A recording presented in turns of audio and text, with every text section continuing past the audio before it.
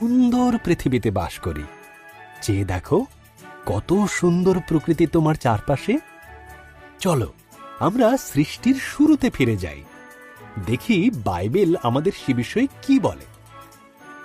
সৃষ্টির শুরুতে ঈশ্বর আকাশমণ্ডল ও পৃথিবী তৈরি করলেন। ঈশ্বর অন্ধকারকে বললেন, আলো হোক। এই আলোকে তিনি নাম দিলেন দিন, আর অন্ধকারকে নাম দিলেন রাত্রি।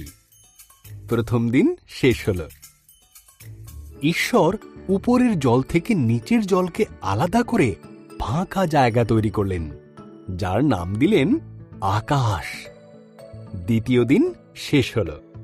সমস্ত জল একত্র করলেন, এর ফলে শুকনো জায়গা দেখা দিল। তিনি শুকনো জায়গার নাম দিলেন ভূমি, আর জমা জলের নাম দিলেন সমুদ্র। তারপর তিনি তৈরি করলেন ঘাস, শস্য ও গাছপালা।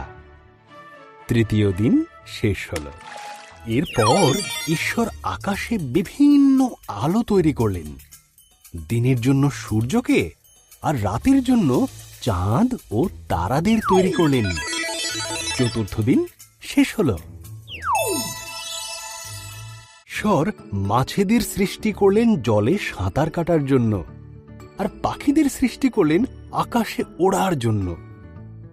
তোমাদের সন্তান হোক, তিনি তাদের বললেন, তোমরা বংশবৃদ্ধিতে ও সুরে পৃথিবীকে ভরিয়ে দাও। পঞ্চম দিন শেষ হল। এরপর ঈশ্বর পশুদের সৃষ্টি করলেন। তিনি গৃহপালিত পশু, বন্য পশু ও সরীসৃপ প্রাণী তৈরি করলেন। ঈশ্বর বললেন, আরও একটি সৃষ্টি বাকি আছে, যা সবার মধ্যে অত্যন্ত মূল্যবান। তাই তিনি নিজের মতন করে পুরুষ ও নারী সৃষ্টি করলেন। তিনি বললেন, তোমাদের সন্তান হোক, পৃথিবীর দায়িত্ব নাও, মাছ ও পশু পাখিদের যত্নে রেখো। ষষ্ঠ দিন শেষ হল।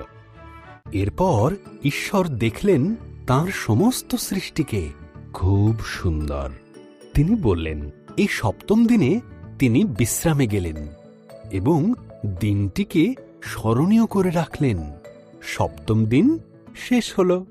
এই বন্ধুরা, পার্ট 2 দেখার জন্য একটি লাইক ও সাবস্ক্রাইব করে বেল আইকনটি অন